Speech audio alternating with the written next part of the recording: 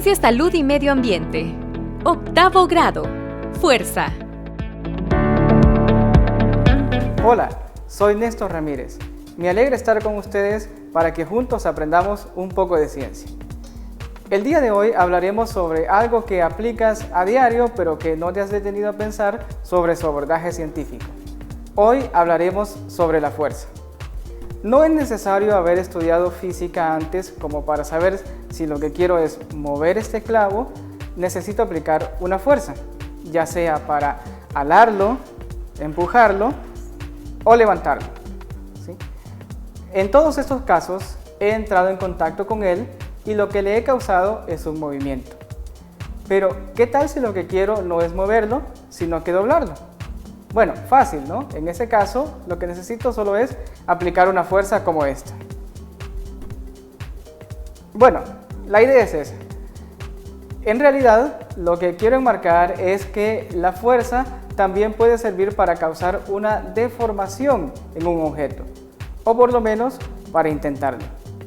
Por lo tanto, definiremos fuerza como toda causa que puede tener como efecto bien cambios en el estado de movimiento de un cuerpo o bien una deformación en este.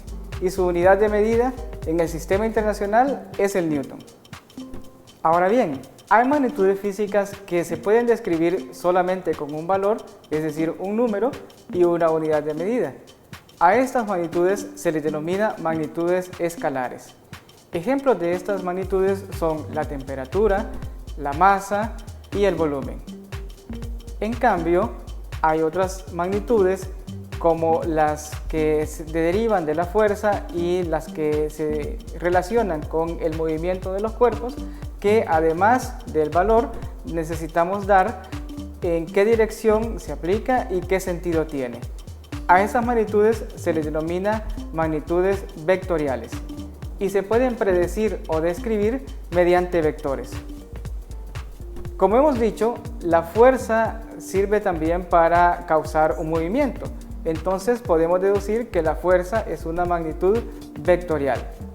También podemos mencionar como ejemplo de estas magnitudes la aceleración y la velocidad.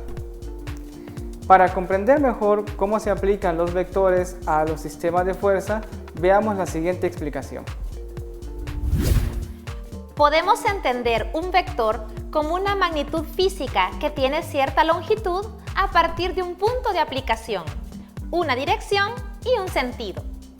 Un vector puede representarse gráficamente mediante un segmento de recta dirigido, es decir, una flecha. Primero, aprendamos a representar sus partes.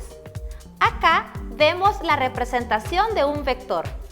Nota que se señalan 4 componentes. El primero es el origen del vector, llamado punto de aplicación, que es el lugar sobre el cual actúa la fuerza. Luego está el módulo o simplemente magnitud, que es el tamaño del vector e indica la intensidad de la fuerza medida respecto de una escala determinada. Cuanto más largo es el vector, mayor es la fuerza, es decir, mayor será su intensidad. Después tenemos la dirección. Desde cierto punto de referencia, los vectores poseen un ángulo, correspondiente al ángulo de aplicación de la fuerza. Finalmente, es necesario definir el sentido. Para representarlo, se le asigna una punta de flecha, la cual indica hacia dónde se dirige, es decir, el sentido en que se aplica la fuerza. Puede ser en cualquier dirección, arriba, abajo, derecha o izquierda. Para estudiar las fuerzas que forman un sistema, debemos saber que éstas poseen componentes y que se obtiene una resultante, la cual es producto del sistema de fuerzas. A la izquierda de la imagen observamos el punto A, sobre el cual se están aplicando 2 fuerzas, F1 y F2. El vector resultante se ubica en medio de ambas. Cuando un cuerpo está en equilibrio, la resultante será 0. Ahora bien, si consideramos un sistema con 2 fuerzas que se están aplicando sobre un mismo punto, esto da origen a 3 tipos de sistemas de fuerzas. Los sistemas de fuerzas colineales, en los que a su vez ambas fuerzas pueden tener el mismo sentido o sentido contrario. Cuando dos fuerzas tienen el mismo sentido, se suman ambas fuerzas para obtener la resultante y esta tendrá el mismo sentido que las fuerzas aplicadas. En cambio, si dos fuerzas van en sentido contrario, por ejemplo, una a la izquierda y la otra a la derecha, para obtener la resultante, las fuerzas se restan y el sentido de la resultante será determinado por la fuerza que posee mayor intensidad. El segundo tipo son los sistemas de fuerzas paralelas, que es aquel en el que las fuerzas poseen dirección paralela. Se pueden aplicar en el mismo sentido o en sentido contrario. Y al igual que las anteriores, si van en sentido contrario, la resultante será la resta entre ellas. Pero si van en el mismo sentido, la resultante será la suma de ambas. Finalmente, tenemos los sistemas de fuerzas concurrentes o angulares, en los que ambas fuerzas actúan sobre un mismo punto y sus direcciones forman un ángulo. El vector que une el origen de la primera fuerza con el final de la segunda representa al vector resultante en intensidad, dirección y sentido. En las figuras podemos observar varios ejemplos de sistemas de este tipo. Bien, ahora que ya hemos visto cómo se representan los sistemas de fuerza mediante vectores, me queda una duda. ¿Será que podemos aplicar una fuerza sin entrar en contacto directo con un cuerpo? ¿Qué tal si pruebo con este imán? Como ven, acercándolo al clavo, pero sin entrar en contacto con él, le puedo causar un movimiento, es decir, le he aplicado una fuerza. Ahora bien, para clasificar las fuerzas podemos utilizar dos criterios: las fuerzas fundamentales y el criterio por contacto. Las fuerzas fundamentales las podemos clasificar a su vez en la fuerza electromagnética, la fuerza gravitatoria y las fuerzas nucleares. Pero esas no las estudiaremos por el momento. El día de hoy nos centraremos en el criterio por contacto, por la cual podemos clasificar a las fuerzas como fuerzas de contacto y como fuerzas a distancia. Para aplicar una fuerza de contacto, tengo que evidentemente entrar en contacto con el cuerpo y lo que le puedo causar es, como hemos dicho, un movimiento o una deformación. Pero también tenemos las fuerzas a distancia en las cuales podemos aplicarlas, como hemos visto con el caso del imán, o bien la fuerza de atracción que existe entre dos cuerpos tan lejanos pero con masas tan grandes como la Tierra y la Luna. Veamos otro ejemplo.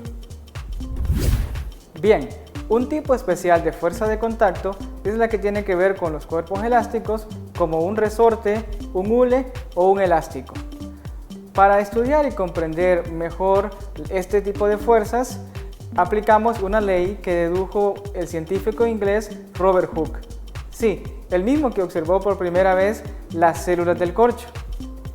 En honor a él se le denomina ley de Hooke y esta ley establece que la fuerza que devuelve a un resorte a su posición original es proporcional al valor de la distancia que se había deformado.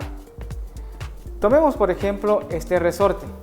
Si yo le aplico una fuerza y lo estiro, ven que a la vez que yo estoy aplicando una fuerza hacia mi derecha, el resorte está aplicando una fuerza hacia su izquierda.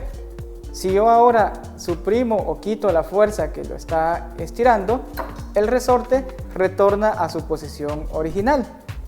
Como ven, entonces implica que esa fuerza que él ejercía es la que le permite retornar a su longitud original. Ahora bien, si yo quisiera estirarlo el doble, pues podría pensar que necesito aplicar el doble de fuerza. Y si necesito estirarlo el triple de su longitud, pues también podría pensar que necesito aplicar el triple de fuerza. Y así sucesivamente. Pues en realidad no exactamente, porque los resortes tienen un punto de deformación permanente. Entonces, el punto que yo quiero recalcar en este caso es que la fuerza a aplicar es proporcional al valor de la distancia que se estira el resorte. Lo mismo podría ser para comprimir el resorte, solo que en la práctica hay diferentes tipos de resortes. Unos son de estiramiento y otros son para compresión.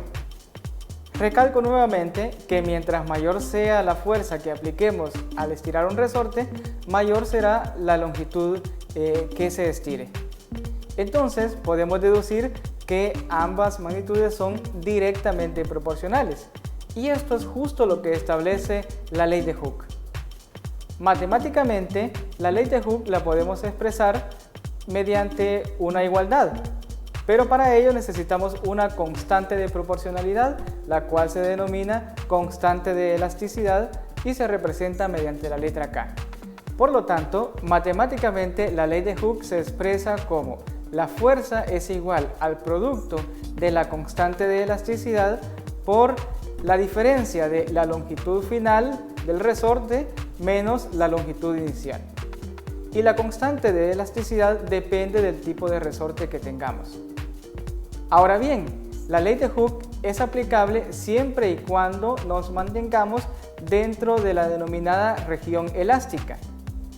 Esta región es la región en donde permanece un cuerpo elástico sin deformarse permanentemente.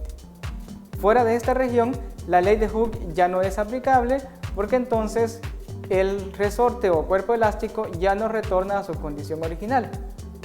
Quizá esto te haya pasado cuando apliques una fuerza muy grande a un hule o a un elástico y llegues hasta su punto de ruptura. Algo similar ocurre con nuestra piel, que va perdiendo su elasticidad con el paso de los años. Pero claro, ustedes aún no deben de preocuparse por ello. Quizás te preguntes si los vectores tienen alguna otra aplicación. Lo veremos a continuación. Bien, lo que hemos visto este día sobre las fuerzas tiene diversas aplicaciones. Dentro de ellas podemos mencionar cuando tú determinas tu masa al subirte a una báscula, estás determinando la fuerza con que te atrae la Tierra. Otra aplicación que podríamos mencionar es cuando cargas a alguien dentro de una piscina. Si lo has notado, el peso que sientes dentro de la piscina es menor debido a la fuerza de empuje que se ejerce de forma vertical hacia arriba. En el caso de la ley de Hooke, pudiéramos decir que también se aplica a unos cuerpos particulares que se llaman elastómeros, los cuales tienen la capacidad de estirarse al doble o incluso más de su longitud original de acuerdo a la disposición molecular que estos tienen. Dentro de ellos podemos mencionar el caucho, la silicona, entre otros. Bien, ahora que lo sabes, es tu turno. Ponte a prueba dando respuesta a las siguientes preguntas. ¿Cuáles son los elementos que forman un vector? A. Cantidad de fuerzas que actúan sobre ese objeto. B. Módulo, dirección, sentido y punto de aplicación. O C. Magnitud, unidad de medida y dirección. Si respondiste B, estás en lo correcto. Módulo, dirección, sentido y punto de aplicación. 2. Los dos criterios para clasificar fuerzas son A. Fuerzas fundamentales y criterio por contacto. B. Fuerza gravitatoria y fuerza a distancia. C. Fuerza electromagnética y criterio por contacto. Muy bien, la respuesta correcta es A. Fuerzas fundamentales y criterio por contacto. Continuemos. 3. Si con tu mejor amigo aplicas una fuerza en la misma dirección y sentido, sucede lo siguiente. A. Las fuerzas se anulan. B. Las fuerzas se restan. C. Las fuerzas se suman. Nuevamente en lo correcto. La respuesta es C. Las fuerzas se suman. ¡Felicidades! Has superado la prueba. Bueno, esto ha sido todo por hoy. Espero que te haya gustado, pero sobre todo que hayas aprendido algo nuevo. Nos vemos en una próxima clase. Hasta luego.